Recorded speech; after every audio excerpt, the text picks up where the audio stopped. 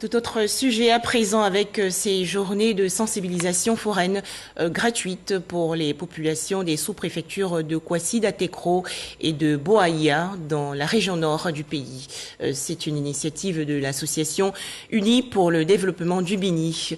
Les femmes ont été exhortées à se faire régulièrement dépister contre le cancer du col de l'utérus. À noter que le planning familial a été également expliqué aux participantes. Herman Niamia. On ne le dit probablement pas assez, mais 90% des cancers du col de l'utérus peuvent être évités.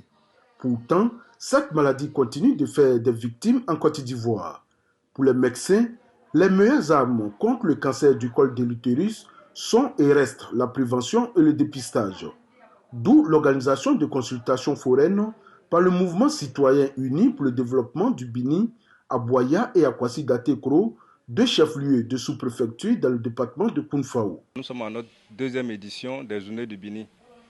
Les Journées du Bini, il s'agit d'une activité médicale. Et nous sommes rassemblés ici et puis l'activité s'articule autour de certaines actions, c'est-à-dire le dépistage du cancer du col de l'utérus, la sensibilisation sur les méthodes contraceptives. Les femmes sont venues nombreuses de tous les villages pour se faire consulter. Pour elles, ces consultations gratuites sont à saluer. C'est bon pour nous les femmes, c'est pour faire suivre comment ça va chez nous, pour être toujours en bonne santé.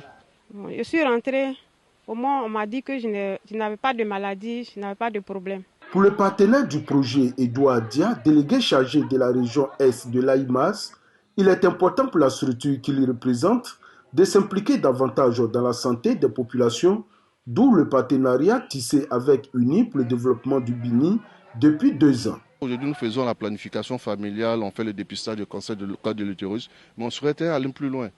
Peut-être la prochaine fois, on va faire avec les bébés, et la pédiatrice, et puis aussi ajouter, pourquoi pas, le palu aussi. Outre le dépistage du cancer du col de l'utérus, une sensibilisation sur le planning familial, le choix de méthodes contraceptives sur la santé de la reproduction et une distribution de contraceptifs ont meublé cette consultation foraine.